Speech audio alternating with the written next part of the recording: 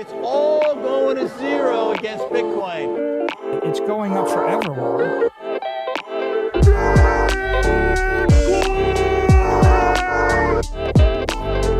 You're against Bitcoin, you're against freedom.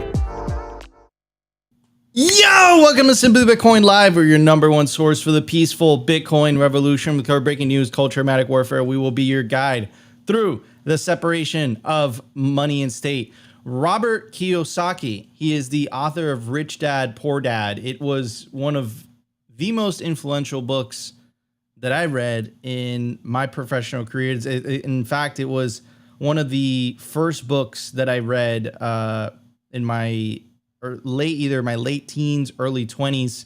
I dropped out of college, so I took the the non-normal path, the path where my parents are like, you're never going to make anything of yourself. And that book was a big inspiration for me. It motivated me, and it really kind of changed my mindset on what is money, what is entrepreneurship, what is wealth. So I highly recommend that book if you haven't read it. And the reason I'm talking about this individual today is because he's pretty based. He likes Bitcoin. He likes Bitcoin a lot. And he tweeted something actually that he's been tweeting for quite a while. And essentially what he's saying is, look, there's a market crash coming, and you better get yourself some Bitcoin. You better get yourself some gold, and you better get yourself some silver. Obviously, I don't agree with the gold and the silver. It's not that gold in itself is bad. I just think that the gold market is captured because of gold centralization, because of its physical characteristics. It leads to a lot of people custodying their gold, and I think that inevitably leads to rehypothecation. That inevitably leads to manipulation, right? So yeah, I think Bitcoin is the insurance, but most importantly, if this news was just on itself, you would say, Nico, this is a bunch of noise, right? Like, what does it matter if another person is saying to buy Bitcoin?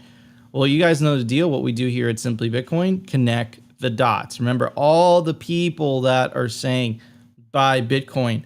The other day, I think it was yesterday's episode, you had Jordan Peterson. So you have another influencer, you have another person who has a huge following, who's the author of a very, very famous book, Rich Dad, Poor Dad. It's a very influential book.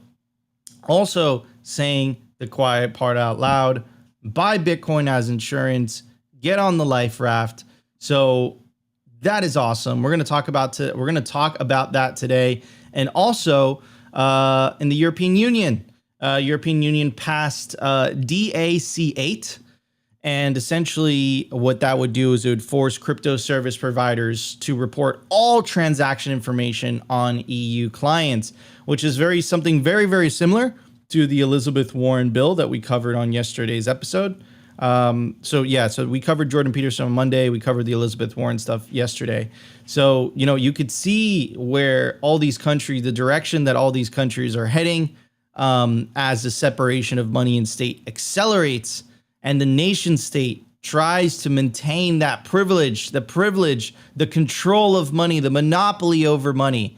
But I don't think you can stop an idea whose time has come. So they're going to have a very, very hard time stopping that. I'm very excited for today's show. It's Wednesday. We're halfway through the week. It's time to bring up my legendary co-host, who is literally smiling and laughing. This is Alexi all the time. How you doing, brother? What's up? I'm doing great. I'm just laughing at you because, hey, I was joking before the show. I was like, okay, let's just get the show done. And you're like, I live for this stuff. This is what I do. And it still worked, but we love to do this, man. And to your point, I remember reading Robert Kiyosaki's Rich Dad, Poor Dad my early days, right before I found Bitcoin. And it was definitely one of those defining books in my life that, I think I've come a long way since then, but it was one of those books that definitely got me reading, or at least thinking about money correctly. Anyways, on that point, last week we had Anil on, and someone asked, what are some of the Bitcoin fundamentals. And so I went on my Nostr yesterday and I asked people what they thought are some Bitcoin fundamentals. And shouts out to Darth Coin, our Simply Bitcoin Telegram group moderator. He's the Darth mod. He's the Darth mod. And he gave me one of his articles. So I'm going to use that as a jump off point. So hopefully some new people that are in the chat. I saw someone say they just got their first, their first Bitcoin. They just started stacking. So, we're going to double down on this. Hopefully there's some new people in the Simply Bitcoin YouTube that maybe aren't as familiar with everything that we know. We're trying to get them on board. I know you guys, I can hear you guys saying, Opti repeats himself so much, but hey, we're trying to get everyone on the same page. Not everyone understands as much as you do. And as I jokingly say all the time, I think I've forgotten more about Bitcoin than I remember, but all you need to remember is stack sat, stay humble, stay solvent, take your Bitcoin off the exchange, keep it simple, guys. So we're going to kind of get back to some fundamentals, give you guys some, as Darth Coin says, some Bitcoin commandments, and we'll kind of have a little chat about that. I'd like to get or pick Nico's brain about what he thinks are some of the fundamentals as well. So we got a good show. I think actually it's going to be a fitting show with the Robert Kiyosaki news as well. Robert Kiyosaki, man, it's absolute legend. Love his work. Love the book that he wrote. Also, guys, if you're enjoying the show, help us break 100 likes within the first hour. I think yesterday or the day before we broke 200 likes. So if you're watching the live stream right now on Rumble, YouTube, Twitter, make sure to smash that like button. Also, join Simply Bitcoin's Telegram group. It's absolutely free. We're about to hit 1,000 people in there. So just go to t.me/simplybitcointv, join it. It's a party. You could tag Opti there with some memes and he'll feature him on the show. All right, everybody, no more delay. Let's jump straight into the numbers. We got a lot to talk about today. Let's check it out. The Bitcoin numbers. Is your Bitcoin in cold storage really secure? Is your seed phrase really secure? Stamp Seed's do-it-yourself kit has everything you need to hammer your seed words into commercial-grade titanium plates instead of just writing them on paper. Don't store your generational wealth on paper. Paper is prone to water damage, fire damage. You want to put your generational wealth on one of the strongest metals on planet Earth, titanium. Your words are actually stamped into this metal plate with this hammer and these letter stamps. And once your words are in, they aren't going anywhere. No risk of the plate breaking apart and pieces falling everywhere. Titanium stamped seeds will survive nearly triple the heat produced by a house fire. They're also crush-proof, waterproof, non-corrosive, and time-proof. All things that paper is not, allowing you to hodl your Bitcoin with peace of mind for the long haul. Stamp your seed on Stamp Seed. All right, guys, I literally made it easy for you guys. Scan the QR code on your screen with your phone. It will take you directly to the Stamp Seed website. You can use promo code SIMPLY to get anything, 15% off anything on the Stamp Seed website. Store your generational wealth on fucking titanium, bro. Titanium. Anyways, the Bitcoin price at the recording is 27,155 sats per dollar, 3,683. Block height 808,601. Blocks to halving 31,399. Halving estimate April 21st, 2024. Total Lightning Network capacity 4,829 Bitcoin. Capacity value 131 million US dollars. Realized monetary inflation rate, 1.75%, continuing to take fiat currencies to absolute school. Market capitalization, $529 billion of the B. Bitcoin versus gold market cap, 4.09%. In the grand scheme of things, Bitcoin is still a tiny little baby. Anyways, something to point out, something very interesting, which is the Bitcoin versus gold market cap. That will continue to go up. If Bitcoin reaches the gold market cap, that is $500 million. Sorry, yes, $500,000 per Bitcoin, rough estimate. So, and we all know that Bitcoin is better than gold because of its physical characteristics. Again, I know a lot of people that like gold in the chat, and I appreciate you all. And I'm a fan of gold too. Gold bar, like physical gold, I'm a big fan of. But problem is that most people don't like they don't buy physical gold. They buy paper gold. That's the issue, right?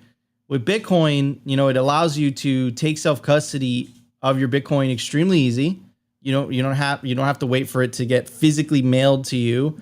If you go to El Salvador, where Bitcoin is legal tender, and you go to a McDonald's, you could pay with your Bitcoin because Bitcoin has a bunch of decimal places. It's divisible. It goes through the internet. If you use Lightning Network, it's instantaneous. The main chain, right? It's roughly 10-minute settlement, but you'll still see the transaction immediately. So yeah, with gold, what are you going to take out? Like a little tiny pickaxe and a little weight, and then like weigh how much you're going to, okay, I'm going to pay you 0.00 grams of gold for my Big Mac. Like I get it. And I'll say this, like, I think a lot of the gold bugs are fundamentally right. I think that they identified the issue with money. They identified the issue of fiat money. They identified the issue that we need to go back to a sound money standard. But I think where they get it wrong is the tool on which to do that with, right? Because gold was co-opted, right? And it wasn't only here in the US, and it wasn't only in the modern era. This has happened in the past. It happened during the Roman Empire, right? You could literally see that over time, they did exactly the same thing. They devalued the currency. I think it started with 93%. I think they used silver as the precious metal. And then towards the end of the Roman Empire, it was like 0.03% silver each denarius coin, right? So yeah, it's like, what is the definition of insanity? Trying the same thing and expecting different results. It's time to try something new. Always on another note, and you guys know the deal by now. We watched videos and we react to them. That's what we do during the numbers segment. However, during the meme segment, we say something really important. We say this is information narrative trench warfare, and every single meme that you drop and every single tweet or X that you like, every single YouTube video that you watch, that you interact with, every single Rumble video, every single Twitter video, every single Nostr post that you react to, that is a metaphorical bullet in this narrative trench warfare that we're fighting. Remember, this isn't a kinetic war. We're not trying to kill as many people on the other side. What we're really trying to do is win over as many hearts and minds as possible. And this is only Simply Bitcoin saying this. This is a member of the United Nations. This is the same United Nations that was advocating for the banning of cryptocurrencies, to stop developing nations from adopting cryptocurrencies, from adopting Bitcoin, even though it would definitely help them because it's usually developing nations that have issues with high inflation. But let's take a look at what she has to say about censoring information. And like NVK correctly pointed out, this is why platforms like Nostr are so important. This is why money like Bitcoin is so important, because no matter how much the central planners want to censor you or debank you, they physically or they literally cannot do so, right? And that's why these technologies eventually will become forcing functions. Look at what happened with Russell Brand, one of the most popular independent content creators. He just got his YouTube channel demonetized because of allegations that were placed against him, apparently with no evidence whatsoever, many years ago. And what did they do? They weaponized the money. The platform weaponized the money. If you don't tout the party line, we're going to cut off your bank. And this has happened many times. Anyways, let's hear what she has to say. And of course, firings at Twitter have left us with no one to call to flag content that is abusive or even incitement to violence. We're now seeing that almost anyone can promote disinformation for the price of a blue tick. So we've still, it's not all bad, we have teamed up with the platforms to elevate reliable information around COVID and climate, to amplify trusted messengers, and we have quite an army of them out there who want to take UN content and promote it within their followings. and also educating users on how to slow the spread of disinformation. Our new slogan that we want to have everybody have in their ear when they're online is pause, take care before you share. But yet, we do feel like we are in information war, and that we need to massively ramp up our response. So we're creating at the UN a central capacity to monitor and also have the ability to rapidly react when mis and disinformation and hate speech is threatening not just our people, our operations, but also the issues and the causes that we're working on. But also, we're going to be gearing up our verified initiative around climate change and developing this UN code of conduct on information integrity on digital platforms, hoping to set global standards that we can all advocate around so that we can collectively. Okay, so a lot of things to unpack there, right? Which is just absolutely absurd. A UN army to propagate information. Basically what there's no one on Twitter to call now to basically deplatform people now that Elon is in charge. Now, anyone could buy a blue check, which makes them equal to, let's say, a legacy corporate media journalist that used to have a very special privilege with that blue check mark, right? This is absolutely absurd. So if it doesn't come from the United Nations, it's misinformation. Like that's basically what she's saying. And she says, we have an army to propagate that. Well, guess what? We have a fucking army too. We have an army of Bitcoiners. And you know what? The internet is our field. That's where we have home field advantage. Our memes are better than theirs because memes do not make sense unless they're based on truth. Period. So come at us. Like that's literally like come at us with facts, come at us with arguments, come at us with your own memes, but you can't do that. You can't compete when there's open dialogue. So what do you want to do instead? You want to deplatform. This is insane. But she's absolutely right where she's saying that this is information warfare. I 100% agree. But the problem is what she's correctly identifying though is that, hey, if there's a fair ground for ideas to compete in the free market of ideas, all of a sudden their ideas don't seem so appealing. And she's talking in absolutes when she was talking about the pandemic, and she's talking about absolutes when she was talking about, you know, the climate change. People have different opinions on that. There's open discourse on that. There's a lot of things that you could say without getting into specifics that happened during the pandemic that didn't exactly go well. And the fact that they just want us to accept it and shut up blows my mind. But I'm going to make the case. Actually, I'm going to read you a tweet by Jeff Booth that makes the case that the root cause of this is broken money. So we're going to get to that in a second, but here is one of the United Nations policy briefs, something that we focused a lot. We focused many episodes on this policy brief. And this is one of the reports that they came out. It says, all that glitters is not gold. The high cost of leaving cryptocurrencies unregulated. The global use of cryptocurrencies instead increased exponentially during the pandemic. Such private digital currencies have become particularly prevalent in developing countries, entailing considerable risks and costs regarding national monetary sovereignty, policy space, and macroeconomic stability. What about the macroeconomic stability? What about the risk of inflation?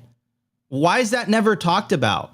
Why don't they ever write papers about Argentina dealing with 100% plus inflation? Why don't they ever talk about Venezuela dealing with that? Why don't they ever talk about Turkey dealing with that? No, it's the boogeyman of cryptocurrencies. They are the risk. Well, you know what?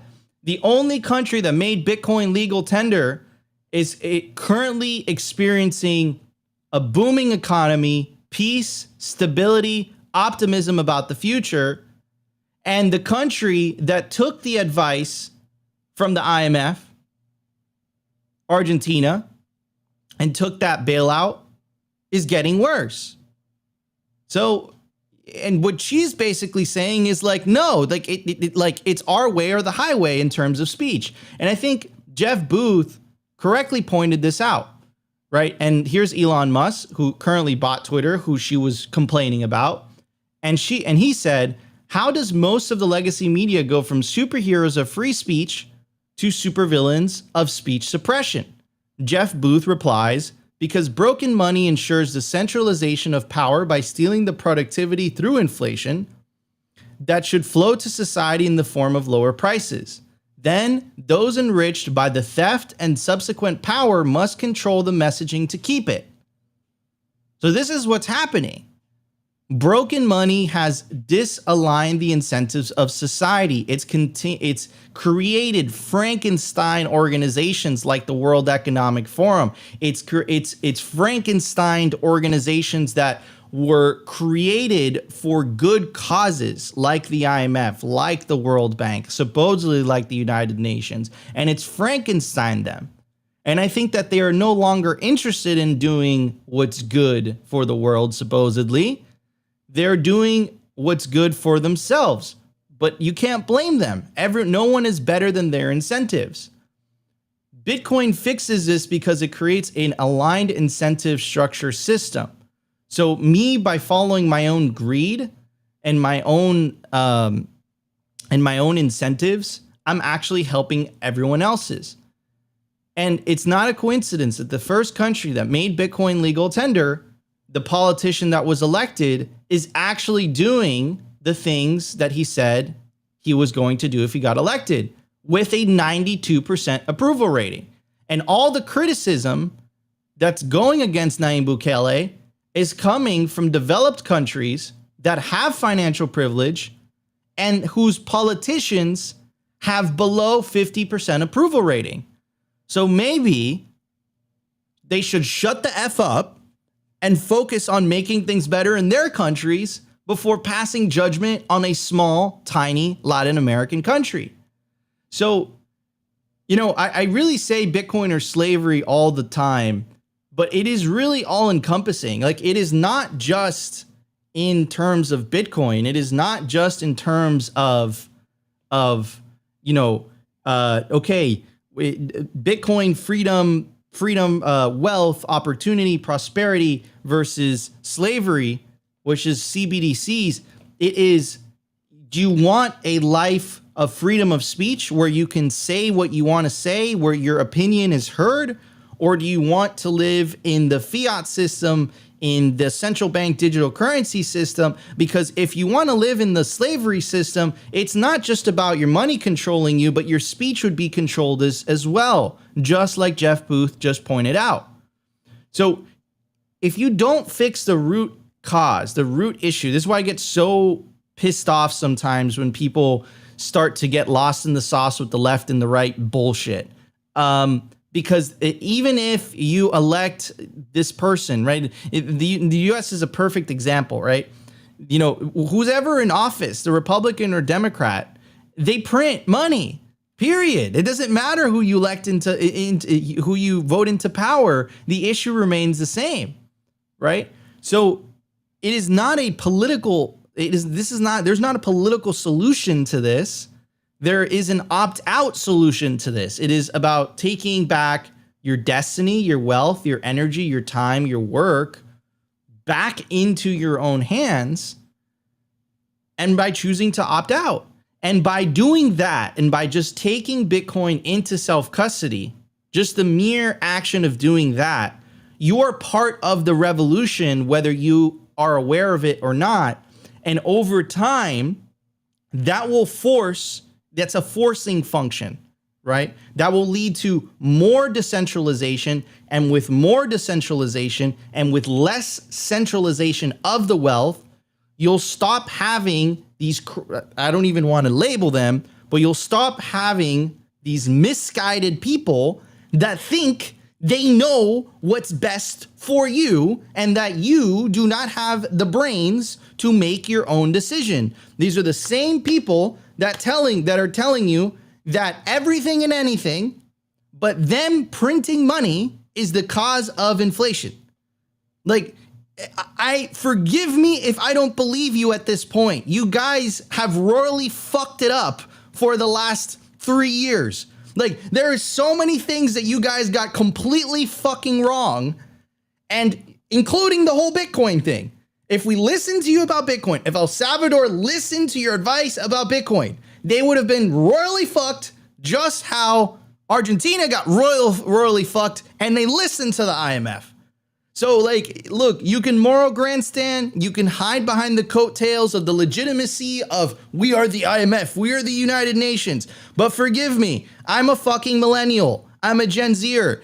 We don't have the opportunity that you guys had. You stole it from us by printing fucking money. So I'm choosing to opt out of your bullshit into Bitcoin. That is what I'm doing, and I know that my kids are going to benefit from it. And if you're against that, what you're really saying, the message that you're really conveying to me is that I don't want you to use a money that doesn't steal from you to benefit me. Fuck that. Opt out, choose Bitcoin. That's what I gotta say. Opti, what's your take? Let's go. All right, bars. Absolute bars. Love it, Nico. Love when you get animated on the show. But my first thought is obviously a troll. It's just like, trust the experts, bro. Like, we know what's best for you. And as you were saying, it's just a slap in the face, man. And I absolutely love when the parasitic class says exactly what we've been saying on the show for a while. I mean, you know, we keep this show as lighthearted as possible, and we do the meme review at the very end of the show. And I say it every single day. You know, we are in an information war, and we have truth on our side, and we battle it with memes. We battle it with propagating the Bitcoin message.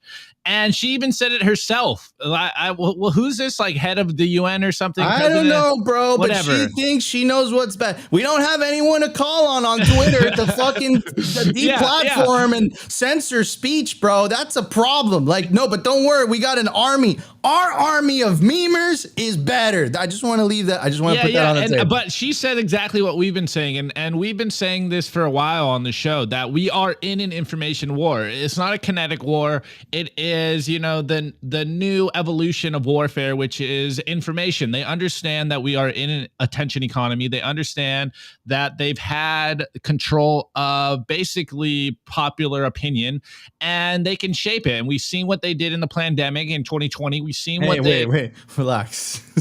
What I said? It was a pandemic. It was a pandemic. Oh yeah. My bad. Anyways, we've seen what they are capable of, and now you see that it is unraveling in real time.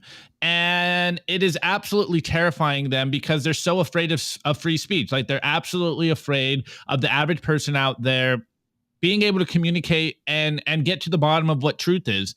And I mean, she said it herself, you know, like, we are in information war and we have to ramp up our response against it, which is what we always talk about here. It's like, all they really have is, as Bukele wrote in that Don't Drink the Elite's Kool-Aid, they only have the monopoly on truth. Well, that is crumbling in real time, and they're scrambling to gain that control. And this is the power of social media. This is the power of all of us on YouTube, you know, on all of the content creators out there, whatever platform you're on. They cannot control the free market of ideas, even though they want to so bad. And they're trying to roll out these different opinions, this different narrative about, like, oh, we need to protect, you know, truth or whatever. We need to combat disinformation, misinformation programs, and just trust us, bro. We know what's best for you. And as a Bitcoiner, the only reason I'm a Bitcoiner is because I wanted to seek truth. And I think Bitcoin, as you know, Austrian economics shows us, is like, it's fully based in truth. And the more that the parasitic class tries to control information, the more I think the average person is waking up to it, because, as we always say, you can't hide the sticker shock, and people are getting poorer. People are seeing the deplatforms for arbitrary, stupid, minimal reasons. And they're like, wait, what is going on? Why are they combating this so hard? Why are they trying to control the information so hard? Why are they trying to corral us into a central bank digital control mechanism? Why do I need to ID everything? Why do we need a digital identification system? Like, what is actually going on right now? And I think it's kind of human psychology. I keep doubling back on this idea. It's like, people need to feel the pain. And the more this stuff rolls out, of course, there's still people out there that believe the facade that the powers that be are here for your benefit. But the majority of people are starting to wake up to the idea that we've been saying for a long time. The conspiracy theorists have been right for so long, and they want to control information, and they're going to continue to try to double down on that. But I really do believe that they have lost that control, and this is literally like the last thin facade of them still kind of projecting themselves as the arbiters of truth. If you guys are on social media, you guys know that they have no relevance, and it's really about waking up the average person to just the hypocrisy that's going on in the world, and wake up the average person to the lies that are actively happening, and they just continue to double down on it. It's like, you are an expert. Remember what I tell you guys all the time, like, you have a brain, trust yourself that you know that you can read the facts and you know what the truth is, because even though they will bombard you with all the noise possible in this information war, in her words, not mine, you just got to remember the fundamentals of what's going on, that you know what's right, that you know what's up from down, that you know Bitcoin is the best money, that you know they're trying to control information, that they're trying to, basically the suits do not have your best interest in mind. It is all about the underlying money. It is all about the money. It is, what's the saying? Follow the money and you'll see where they're going. Bro, it's like, it's so simple. Broken money, broken world. Like it's really as simple as that. And I think we live in a broken world because of the broken money.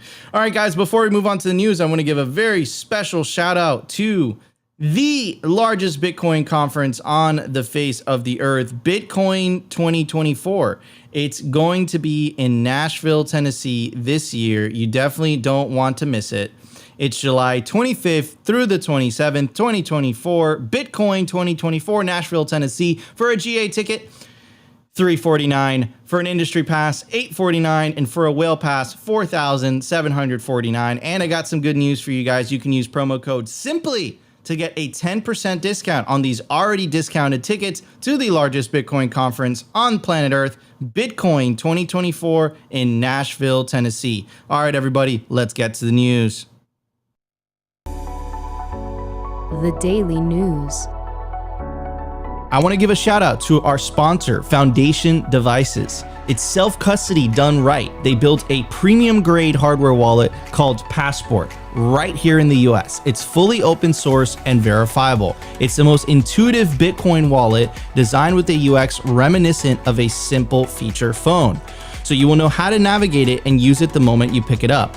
Get your Bitcoin off exchanges and into your own hands in just a few minutes. Experience the peace of mind that comes with taking ownership of your own keys. After a massive sellout during Bitcoin Miami 2023, the Passport is back in stock at foundationdevices.com. Bitcoin only, open source verifiable, completely air gap security model, gorgeous design craft, premium grade materials. If you're thinking about getting your Bitcoin off exchanges, this is the one for you. Check out the Passport link in the show notes below to learn more.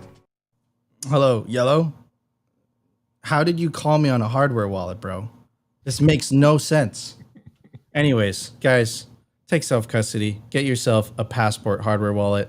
Take self-custody of your Bitcoin, not your keys, not your Bitcoin. And somehow Yellow has figured out how to give me a call on this. It's not even connected to the internet. Yellow, get out of my things and out of my fridge, bro. It's too much, dude. Too much. All right, everybody. I'm getting older.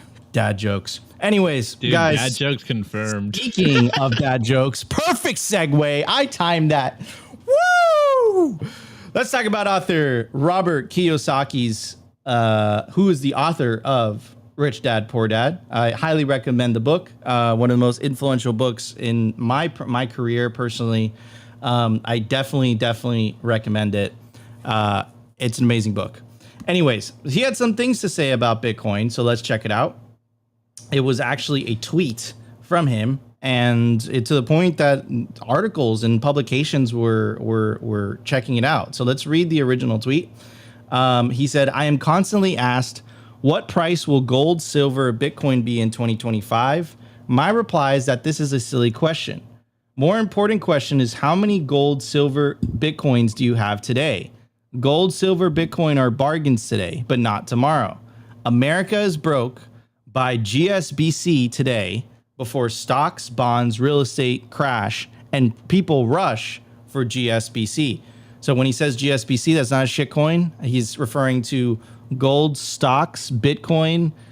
I guess BC means Bitcoin. I don't know. I don't know what the C stands for. But yes, the author of Rich Dad, Poor Dad is basically saying, buy yourself some Bitcoin. Now, let's talk a little bit about Rich Dad, Poor Dad. And I really, really want to give this book a shout out. And I highly recommend it to anybody who hasn't read it. So at the end of this summary, it says, the book also delves into the mindset and beliefs around money, discussing the importance of developing a positive relationship with wealth and overcoming limiting beliefs. Kiyosaki stresses the need for financial literacy and encourages reader to take control of their financial destinies by seeking out opportunities, learning from mistakes, and continuously educating themselves about money. What does that sound like to you, right? Taking control of their financial destinies, right? You could surely only do that by taking things into self-custody, Bitcoin being the easiest. Overcoming limiting beliefs, right? This is all about, if you adopt a Bitcoin standard, all of a sudden you have deterministic optimism, right? All of a sudden you could see a bright orange future. It allows you to look into the future and see, okay, I could plan for the future because now my unit of account is deflationary, meaning it gains purchasing power over time, versus an inflationary mindset where you constantly have to work harder and harder and harder just to make ends meet, right? So it makes perfect sense why someone like Robert Kiyosaki will understand money. It makes perfect sense. And, I don't think it's a coincidence that in US public schools, there is no financial education, right? Could you imagine if people knew, like what they're doing in El Salvador, right? They're teaching the next generation of children about Bitcoin. So it becomes a lot harder for the government to indoctrinate their population into using fiat currencies for whatever reason when people understand the benefits of sound money. So is he right about 2025? I think he absolutely hit the nail on the head. I don't think anyone knows where the price of Bitcoin is going to go in 2025. People are saying 100K. People are saying on the high end, 180, 250K, whatever it is. But I could tell you one thing for sure. Number go up. Why? Because it's 21 million divided by infinity, or infinity divided by 21 million. Anyways, so he talks about America being broke, right? So let's break that down a little bit, and because it truly isn't it truly isn't a great picture. And this is kind of something that, you look at this and you're like, okay,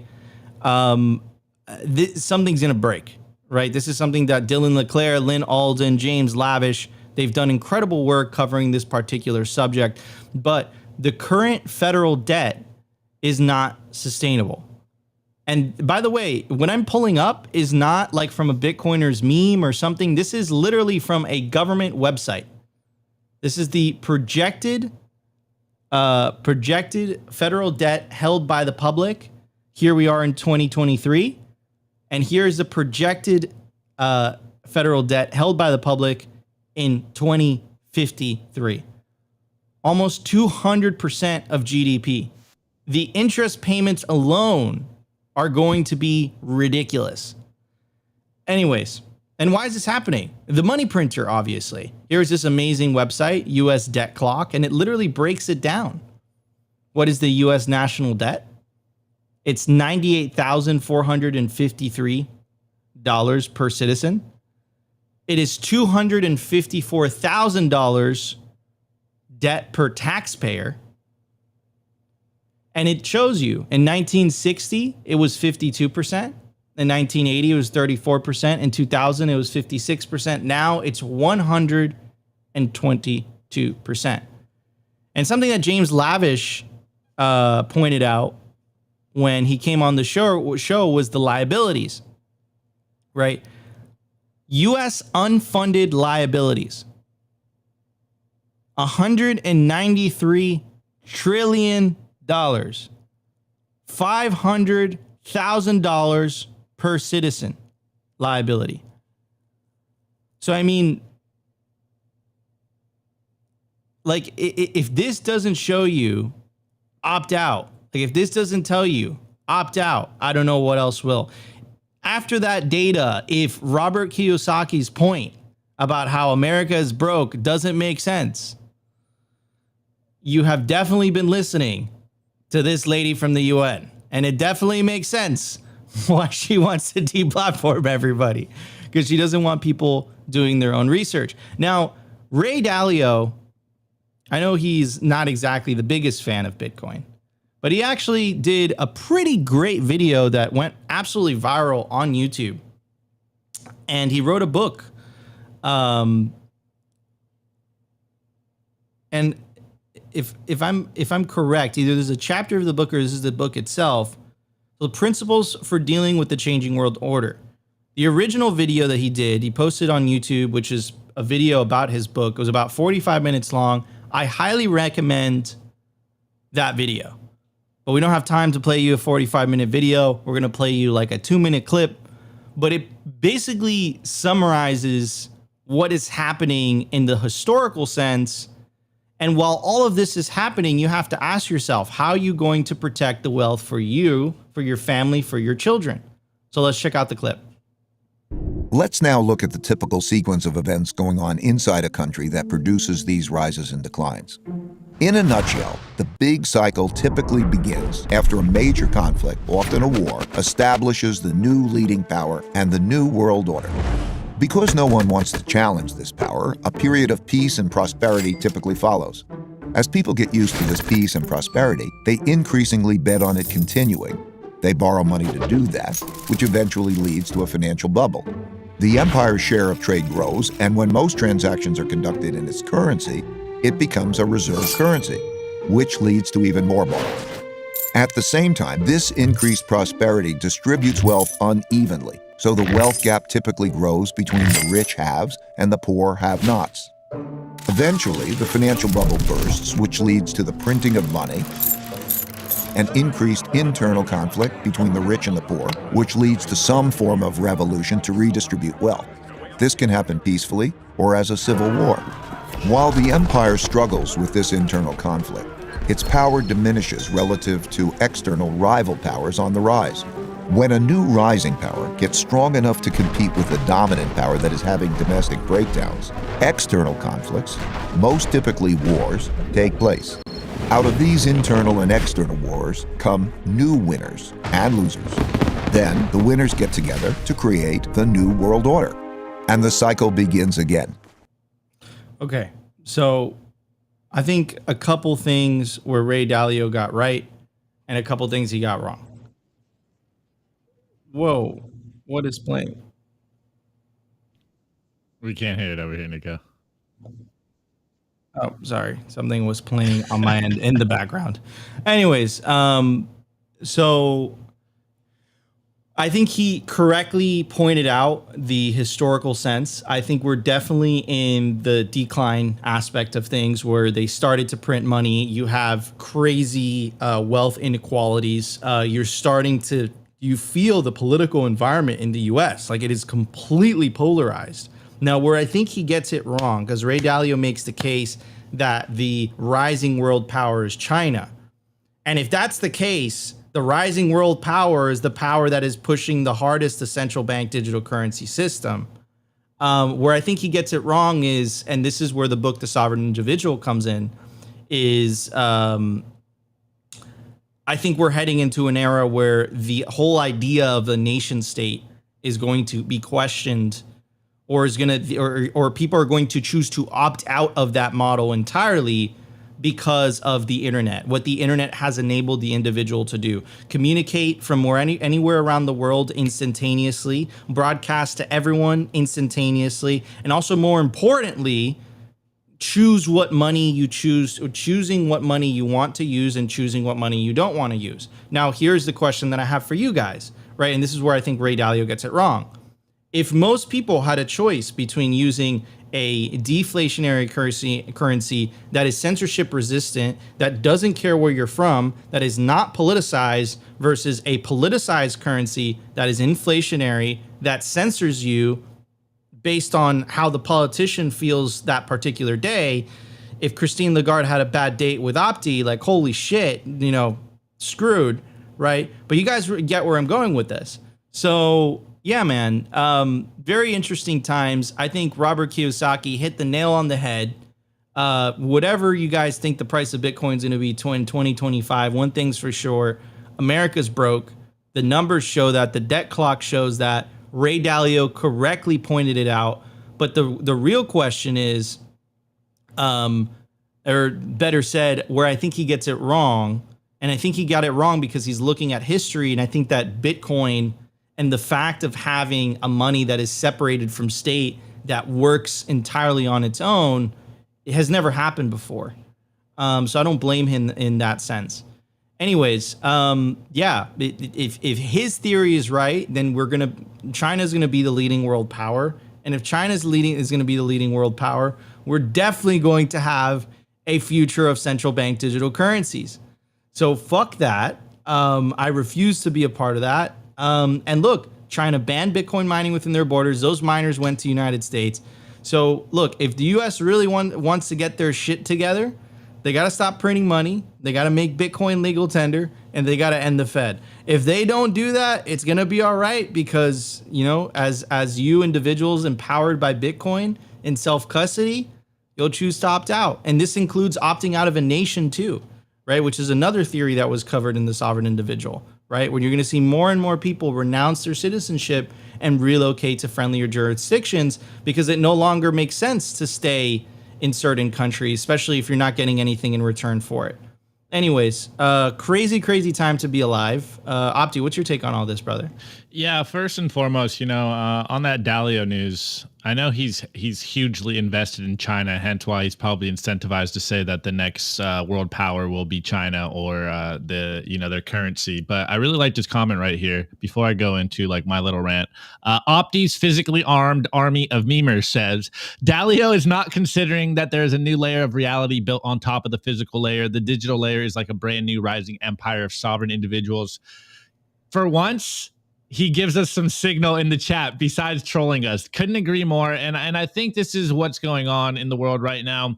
We constantly talk about that we are in, a very defining moment in the world right now where there is an emerging currency that is under no one's control. And I think all the Keynesians out there, all the people that have benefited from the system as it is. And actually, before I go on and I forget this point, the system is working exactly as planned. I was going to say this earlier. It is working exactly as it's designed to. It's to benefit those at the top. And Ray Dalio is one of the ones that obviously has profited off of it. And so I'm pretty sure he's incentivized to, in a very real sense, see a similar financial system take hold in the future, even if it's not the US. And this is why we come here as Bitcoiners. And a lot of Bitcoiners are very much into the just like, let's burn it all fucking to the ground. Because as I keep saying, it's like the system is designed as it is and it's working as designed. It's a feature, not a bug. It's basically to, redistribute wealth from the normie, from the average person to the haves. And this is how it works. And to the Robert Kiyosaki news, say what you want about Robert. But that book is one of those like defining, how do you call it? Like a red pill for the average person. That's just how you get into the world of how money is working, how money is designed, and how you should probably think about money. And just doubling down, America's been bankrupt since 1971. And Nico, you kind of glossed over it, and it's such a huge number. And someone was, I think it's Victor. He's in the chat. He's like, when did it get over $33 trillion? Yeah, guys, the U.S. is $33 trillion in debt. Like, there's no way they're going to pay this back. Like, nor do they want to, I think, in my opinion. They're just going to roll it over somehow. What's the meme they say? Debt is, what is it? Debt is value we owe ourselves or whatever. Debt is money we owe ourselves or whatever. And so I don't think they're going to I don't think they want to pay this back. I think they're going to try to roll this over as much as possible, kick the can down the road. And again, I don't mean to hate on old people here, but the geriatric class is on its way out, so they don't want to pay their bills back. Like they're just like, whatever, let's just roll this over and let the millennial plebs worry about this. And this is where we are. This is why we say to opt out of this madness, because we've been broke here in America since 1971. Paper money is literally debt. It's stealing from your future. It's IOUs. And I think, again, say what you want about Robert Kiyosaki, but the signal throughout this whole message is that it's hard money, stupid. You need to save in hard money because the fiat system is designed in such a way that the paper money makes you poorer. So you want to hold on assets. And, you know, rich dad, poor dad, TLDR is basically like you need to hold assets. You need to hold hard assets. And of course, this is simply Bitcoin. And we think Bitcoin is the best asset to hold on to because of the things I'm going to cover on the culture today. You know, uncensorable, censorship resistant, 21 million hard cap, instantly send it across the world, able to hold value through time and space, all those things. This is why we think Bitcoin is the best thing in the digital world. And, you know, like, I love wearing gold. I think gold's awesome, but I'm not going to store my wealth in gold. I know people like tangible things, but I don't. And silver got demonetized a long time ago. I wouldn't be holding silver unless it's like silver bullets. But other than that, like, you want to be holding Bitcoin. This is the opportunity for everyone out there. Is you need to hold on something. And there's choices out there. Yes, we're not going to tell you to never buy a house if you want to live in it. You know, gold is beautiful and shiny, you know, shiny rock good. But Bitcoin is the best. Bitcoin is a 10x improvement on all other currencies, all other hard assets. And this is the signal, guys. This is what is needed. You need to hold hard money. And, you know, shouts out to Robert Kiyosaki. Again, say what you want about him, but at least he's beating the drum of hard money, and he has a huge following. You know, people listen to him for financial advice. And I know he's kind of been like Chicken Little saying the world's been falling for a long time, but like, he's right.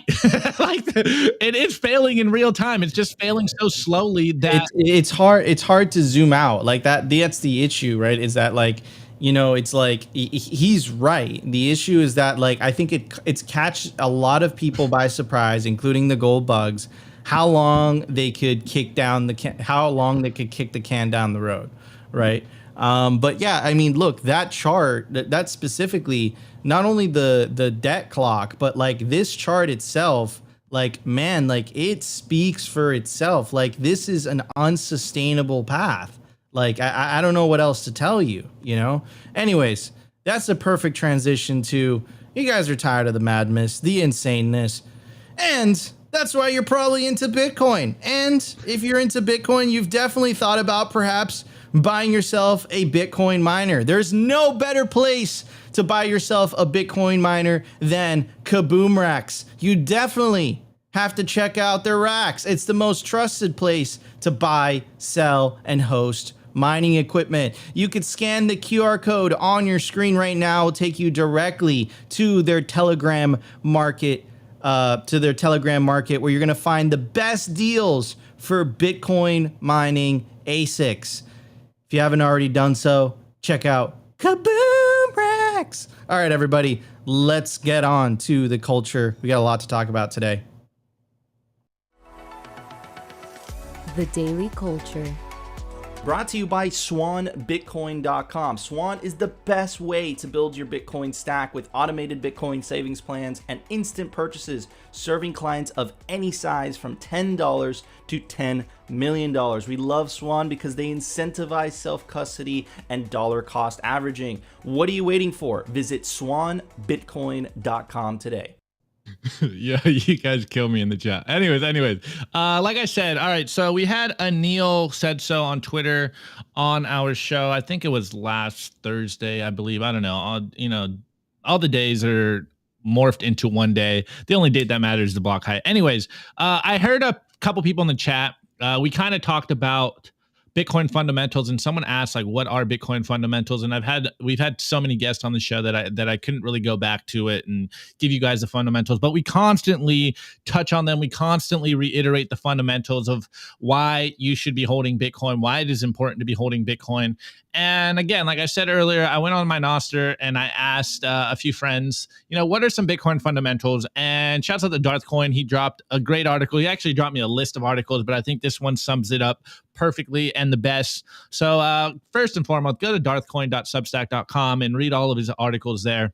But again, what are the Bitcoin fundamentals? And I'm not going to read the whole article, but I'm going to use it as a jump off point. So here's Darth Coin. He goes, this is a base guide for all those who are making first steps into learning about Bitcoin. These aspects are a must read before doing anything. The most important thing to learn what really is Bitcoin before jumping into buying it. The Bitcoin commandments are laws that are not written as a constitution, but are laws accumulated over time, which we, the OG Bitcoiners, OG as an old gang, early adopters, respect and apply among ourselves with respect. Consider these commandments not as someone commands you to do something, but rather that these are practically your fundamental rights of how to use the Bitcoin. As I always say, you know, you can listen to our wisdom. We've paid the price to it, or you can learn them for yourselves. What's the saying? You know, a wise man watches what someone else is doing and learns from their mistakes. Well, you can be smart and wreck yourself, or, you know, just listen to the advice of some Bitcoiners that been around that lost a lot of sats. And again, this is the fundamentals. And I jokingly say that I've probably forgotten more about Bitcoin than I remember, but these are the things you always remember. We constantly reiterate them. So the first one on this list is permissionless, guys. And we say this all the time. You know, Bitcoin or slavery, CBDCs or Bitcoin. There is a money that you are forced to use or a money that you choose, that you opt into, that is permissionless, that no one can gatekeep from you, that no one can stop you from using. If you so choose, you can use Bitcoin. It is open to anyone. You don't have to ask permission. You just have to choose and opt into. And I think this is one of the most important aspects of it. We say it all the time. How's Nico say it? Bitcoin is the most equitable money in the world. It's literally the fairest money in the world. All you need to do to get Bitcoin is to basically choose to hold Bitcoin, and no one can stop you if you want to hold Bitcoin. It is permissionless. You opt into it. There is no monopoly on violence telling you what to do with your money, what money is the best, what money you can use in your country. Bitcoin is a global permissionless money, and there is no controller of it. I think this is one of the most important aspects of Bitcoin, because as you can see in a world where we showed in the numbers, you know, they want to control everything about you. They want to control the truth. They want to control information. Well, they can't control Bitcoin, and this is a feature. And the next one is, as we say all the time, you know, Bitcoin, be your own bank. Yes, I know being your own bank sounds scary. There's no takebacks. There's no one you can call. There's no helpline service if you mess up. You will have to take a certain amount of responsibility. But the reason you would want to do this is because banks have so obviously abused your trust. They have abused your thinking because you think that a bank makes money by just storing your money in the bank safely in a vault. No, they make money by lending your money. Well, it's not your money when you give them your money. Like, I legitimately don't get how giving someone your life savings and expecting them to hold on to it is the status quo. Maybe I'm a Neanderthal. Maybe I'm a, 80 IQ Bitcoiner. But I grew up with the meme of like stack your dollars under your bed. And I've never lost that thinking. So becoming my own bank, taking my Bitcoin into custody, or as we say, self-custody, it makes perfect sense to me, guys. Stop outsourcing your wealth to a middleman. This is literally how we got in the fiat system in the first place. You know, it starts. Do you guys even remember how banks started in the beginning? They were as goldsmiths. They were storing people's gold. And then they started to give people IOUs on that gold because it's so hard to move around and transact with gold. And they would go to the goldsmith and they would claim these gold IOUs or gold certificates. And then, maybe a little something happened in 1971 when we eliminated the gold standard. Now we're literally on a paper standard where they can print as much money as possible. You can protect yourself by being your own bank. I know it sounds scary. I know you guys like to have helplines if you mess up. I know you don't trust yourself with your money anymore. Well, stop. You have a brain. Use it. Trust yourself with your money. It is a lot simpler than you think. The next one is Bitcoin is open source. This is what we say all the time, is Bitcoin is fully auditable. It's completely open. You can see what software you're running. People can contribute to it if they want to, whereas the competition is completely closed source. You don't know what the hell they're doing. You know, they're basically running an Excel spreadsheet that you can't control in the banks. But Bitcoin is completely open source. You can read for yourself what is going on with the software. You run the code for yourself, and you can know what you're running. It is completely open source, and this is a feature, not a bug. It is so that everyone knows what is going on with the software instead of these black boxes that we're considering and used to in the traditional financial system. And then of course it's always available. It's kind of part of that permissionless aspect as well. Bitcoin runs 24/7, 365 of the day. There is no downtime on Bitcoin. Whereas if you go to the bank, you know what? It's what are bankers' hours? I think it's 10 p.m. to 5 p.m. Monday through Friday. Well, hey, my bank is open all the time. My money system, my payments network runs 24/7, 365. If that is not one single improvement on the banking system, I don't know what is. It's literally better in every ways. Okay, the next one's not your keys, not your Bitcoins. Again, this is kind of part of being your own bank, but you need to custody your Bitcoin. Do not leave it on an exchange. You need to own the private keys for yourself. Do not let those private keys touch the internet. Do not let a stranger see your private keys, because if they have those 12 to 24 words, they own your Bitcoin. What's the meme? Custody is 9/10 of the law. Well, in Bitcoin, custody is everything. Whoever has those 12 to 24 words, they literally own the Bitcoin. Take your money back. All right, the next one, uncensorable or unconfiscatable as well. You cannot censor on Bitcoin. If you pay a fee, your transaction will eventually get settled. This is a feature. This is an improvement on the world that we are currently a part of. I don't know if you've noticed all the deplatforming that we're seeing in the world, but banks can literally cut you off for any arbitrary reason. And they can't do that with Bitcoin.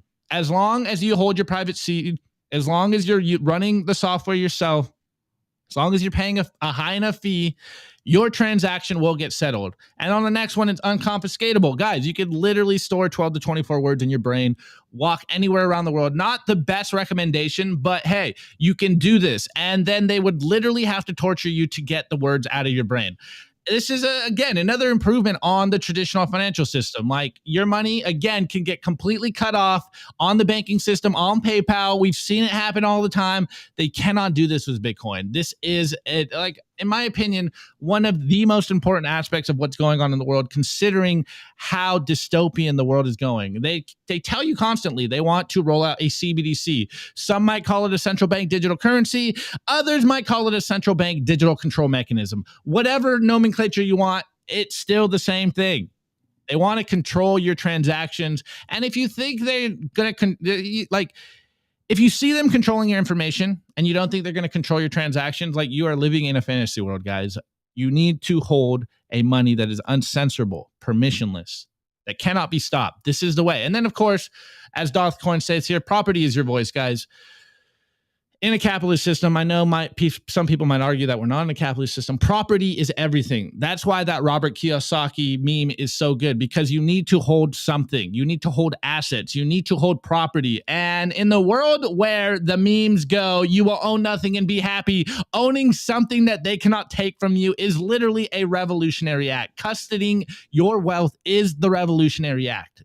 It's not about just number go up. Number will go up because of all of the properties. But you need to custody your Bitcoin, because you cannot trust these banks to not abuse your money. Next one, limited to 21 million. I think this is obviously the number go up thesis to it all. 21 million hard cap on Bitcoin in a world of infinite paper money. Something that is hard cap, truly scarce. Digital scarcity will mean that as more people get onto Bitcoin, the number will go up. And this is why you should probably get some, just in case it catches on. Anyways, TLDR, guys, it's so simple. I think I can boil it down into 5 things. 21 million hard cap, censorship resistant money, permissionless money, a money that can be stored through time and space. It can be sent around the globe in 10 minutes for final settlement or less. And it is your money, and no one can take it from you. A money that it can't be debased in a world of constantly debasing currency is something you need to hold on. It will store value. It is a medium of exchange. It is a unit of account. Get on the Bitcoin standard, guys. It doesn't have to be more difficult than, hey, 21 million, good. Censorship resistant, good. Permissionless, good. Everything else is noise, and it really is like, that's sometimes mental masturbation. But hey, you want to hold something that cannot get stopped, that stores value through time and space, that is scarce, that is hard to create. That is Bitcoin, guys. And guys, drop comments on what some more fundamentals are, and I'll keep rehashing this idea for everyone so that we can get everyone up to speed. I hope I did it justice. Anyways, Nico, what do you think are some of the Bitcoin fundamentals that you think more people should get to, or rather, dude? I mean, it's so simple, dude. Like, take self custody. Take self custody. This is the number one, right? Like, not your keys, not your Bitcoin. Once you take self custody, you will you will naturally start asking questions about money, because it is human nature to ask questions about the things that you hold dear, right? Like, if you're putting a 5 to 10% or 15% of your future, of your energy, of your time, of your work into Bitcoin, naturally, you're going to start asking questions. What is Bitcoin? What is this thing that I'm holding? What is money? What is state money? What is self-custody? What is running my own node? Like, what is a node, right? Why should I not trust someone else's node? Why should I run my own node? Which I highly recommend. Get yourself a Start 9. It's the best one, in my opinion. It's the one I run personally. So yeah, like it's that is the fundamentals. Like, and a lot of people think this is complicated. Like, a lot of people overcomplicate the F out of this, and it's really not that complicated. Not your keys, not your Bitcoin. Number one. Stay humble, stack sats, stay solvent. Number two, right? It's like as simple as that. Don't speculate. Don't borrow against your Bitcoin. It's literally as simple as every single day, make sure that you have more Bitcoin than the day before. That's it. That's all you got to do. That's all you got to do. It's as simple as that. It sounds simple, and in theory, it is simple, but doing it is very effing hard because you have to deal with all the emotions that come with riding the Bitcoin roller coaster, right? So in terms of Bitcoin fundamentals, it's so simple. It's so simple. Take self-custody of your Bitcoin. That is the revolution. If enough people do it, we will win. Learn how to take self-custody. Look into all the hardware wallets. Definitely recommend our sponsor, Passport by Foundation. It's absolutely awesome. You could literally scan the QR code on your screen, take you directly to the website, and it makes it easy for you to take self-custody. And that's how you do it. And remember, look at the bill that Elizabeth Warren introduced yesterday, which we covered on yesterday's episode. It literally focuses on unhosted wallets and hosted wallets. Like, they're terrified of people taking their money out of a system of which they can't easily control and manipulate. It absolutely terrifies them. And that should tell you everything you need to know, right? So those are the Bitcoin fundamentals, dude. Just take self-custody of your wealth. Bitcoin is the best tool to enable you to do that. You can kind of do that with gold. You can kind of do that with cash, but like, cash sucks because it loses value over time.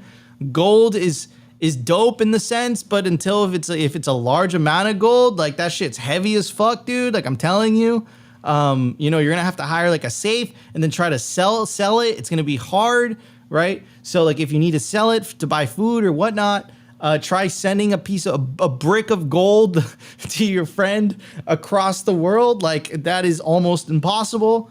So this is why Bitcoin, in my opinion, is the best money, because of its physical characteristics and because of its ability to empower the individual to take self-custody of an unlimited amount of wealth, and most importantly, send that money anywhere around the world almost instantaneously, pennies on the dollar, right?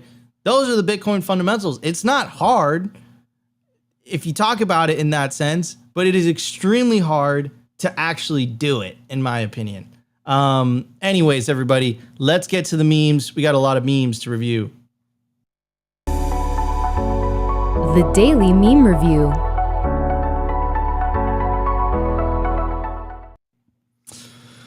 All right. All right. This is the meme review, guys, and as you guys can tell on today's show, I think the PSA, the context to the meme review has never been truer than before. We are in an information war, and we are fighting it with truth, with memes, with spreading the signal, with having these conversations, with incepting the ideas of freedom money into the everyday person's mind. Tweets are the bullets, memes are the artillery.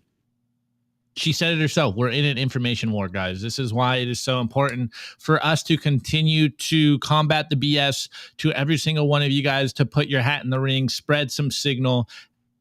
Just try to orange pill someone you love today. This is the way. I know we're annoying and insufferable sometimes, but getting people to download Bitcoin wallets and hold Bitcoin for themselves is the most important thing we can be doing. So just continue to double down on that. Anyways, this first meme is by Steven Lovka, aka at, I forget how to say his name, at Zimbala Hodl. And look, this is I even saw someone saying it in the chat here. And so he's quote tweeting BitPain. He goes, self-custody is just too hard for the average person, Steven. Terrible UX, better UX to get scammed by SBF. And Steven Lovka responds with, this is from The Network, the movie, and it's Justin Timberlake. And he goes, drop the self, just custody. It's cleaner. I really like this meme of just, guys, custody your wealth. And yes, to respond to some of you guys, we understand that people out there may not want to custody their Bitcoin, custody their assets, and we understand this, but the majority of people should custody their wealth. That's usually kind of some legacy thinking of the fiat system where they're just so used to having asset managers control their wealth that, you know, they don't trust themselves. And so they want someone to custody their wealth. We get it. We totally get it that not everything is, you know, there's nuance to this. It's not black or white. But for the majority of you guys out there, if you're a millennial, if you're a Zoomer, if you are a smart Gen Xer, you need to custody your wealth. It is this simple, guys. It is so simple. Anyways, next meme is by the Bitcoin therapist, and he goes, at the BTC therapist, I've never been more bullish, hashtag BTC. Then Bitcoin is dead. It's over. And it's Homer Simpson with the list right here. And he goes, me, 2024 halving, Bitcoin ETFs, institutions, interest rates, quantitative easing incoming, FASB changes, hash rate all-time high, hodlers all-time high, and nations mining Bitcoin. Wow, it's almost like we're winning, man. It's almost like we're winning. Anyways, this next one is Maxi's Club, and it goes 525 steps. And this is the rite of passage for you guys, especially if this is your first bear market. And we got, it says, it's a meme here, you know, a newbie Bitcoiner, and it goes, newbies first steps. And it's, you know, hodling, it hits some support, it pumps a little bit, and then it absolutely dumps, and he's sweating and he's freaking out. And then it's got a nice little green candle, and then they sell. Funny story. When I first bought my first $100 of Bitcoin in 2017, it just broke 10K. It hit 10K. I bought some. It dropped to like 9,000 something. It went up to like 10,100, and I made 10% on my $100, and I thought I was the greatest trader, and I instantly sold it. And then I bought right back in because it started pumping more. This is the way. All right, this next one is by Smeetbot, and he goes, my life in a meme. And we got Matthew McConaughey here in a suit, smiling. I think this is the Lincoln commercial. And he goes, day one in Bitcoin. I'm going to be so rich, BTC to the moon. And then day 1,461 in Bitcoin. And I think this is True Crimes. I forget what the show is, but he's all worn down. He's got a mullet and a dirty ass stash. And he goes, fiat is slavery, Bitcoin is hope, and the Fed, I will die on this hill. This is the way. Okay, this next one's hilarious. This one is by Privacy Matters, aka Spirit of Private One on Twitter, and it goes, this is still probably the best meme I've ever seen on Bitcoin Twitter. And we got a pleb here. Oh, this is Goodfellas. Leota with laser eyes, and it goes plebs, and he's got an ASIC in his hand, and we got a crypto guy here, and it goes, and he's beating the guy's head, and it goes, crypto guys, vegetarians, collectivists, COVID believers, anti-gun, scammers, chair owners, gold bugs. And then we got the newcomers arriving on Bitcoin Twitter like, what the hell is going on? These guys are absolute maniacs. Yes, we are. And we're right, too. All right, this next one is by Robin Sayer, and he goes, when in doubt, zoom out. And who knows if the S-curve is still going to get followed as completely as it has. But When in doubt, zoom out, guys. And Bitcoin's been in a bull market since 2009. Number goes up. It will constantly go up. And this is the way. Okay, Nico, I just saw. All right, bet. All right, guys. You already know the deal. Drop your meme review score over there, and I will cover it live as I roll this show out. Anyways, my meme review score for today is this dry eye relief eye drops. It's not for red eyes, it's for dry eyes, okay? Sheesh. All right, guys. I know what you guys are thinking. I know what you're thinking. Anyways, drop your meme review score in the chat, but scan the QR code on the screen. Support Simply Bitcoin. Buying some merch. We got some fresh orange Simply Bitcoin hoodies. We got some Simply Bitcoin shirts. I will get you the hats soon, guys. And we are currently in the talks with some Bitcoin artists so that we can get some really cool Simply Bitcoin designs for you guys. We appreciate the support. This is to keep us as independent as possible so that we can continue to give you guys content every single day. This is the way. Anyways, we love you guys. And let's get to some of these meme review scores. Let me see. I don't have music here, so what can I do? Whatever. All right. Yeah. CB Coop gets it. Winter's coming. Fire up those toasters. Fire up them hoodies. All right, hold on. Let's see. Okay. They're coming in. All right, first one is by Igor, and he goes, I give these memes sovereignty without self. Yes, this guy gets it. Stamp seed, meme score, eye reddener. Okay, next meme review score is by Siboko. Did I say that right? I give those memes moisturized laser eyes. This guy gets it. Okay, let's go. We got Brandon Tardif. Welcome, bro. Giving them my brand new delivered yesterday Jade. Which color did you get? Did you get the transparent one or the black one? Okay, let's go. Elaine Lowell score. Orange is the new gold. Yes. Let's see. Am I going to have to? No. Okay, big one for Canadians. I give those memes, Nico and Opti becoming rich dads and producing a bunch of little hodlers someday. Yes, this is the hope. Okay, hold on, Ajax. I forgot to get in touch with Wine. We'll get you stickers. We'll get you hats and stickers, guys. I haven't forgot.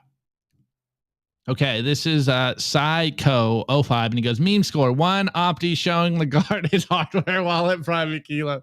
Oh, man. Okay, hold on. Let's see. Yeah, I'm probably got to avoid some of these. Opti's physically armed army of memers score. When you meme so hard, your eyes get dry. Okay. Let's go. A few more. Ajax 1991. I give these memes my S9 miner from Kaboo Racks. Let's go. All right. Opti Boko. Okay. Dr. Surge 9000. Meme review score. Kiyosaki reading printed out Darth coin guides. Yes. This is the way. All right. This is not because we don't have any more meme review scores. It's because of the buzzer. Anyways, guys, you already know the deal. I love you guys. Appreciate you guys hanging out with us every single day. We will be back with the normal show tomorrow and Spaces. If you like it, like, share. I think share is the new like. So copy the share button or the share link. You don't even have to share it. Just copy it. And I guess that pushes us in the algo. But it's not about just sharing Simply Bitcoin. It's about spreading the Bitcoin message to as many people as possible and getting more people downloading Bitcoin wallets. This is how we win. Custodying your Bitcoin is the revolution. Take back your wealth, guys. Anyways, we'll see you guys on Twitter, on the timeline. Actually, don't sleep on the YouTube. There is a bunch of content going to get dropped for you guys. Peace out. We'll see you tomorrow.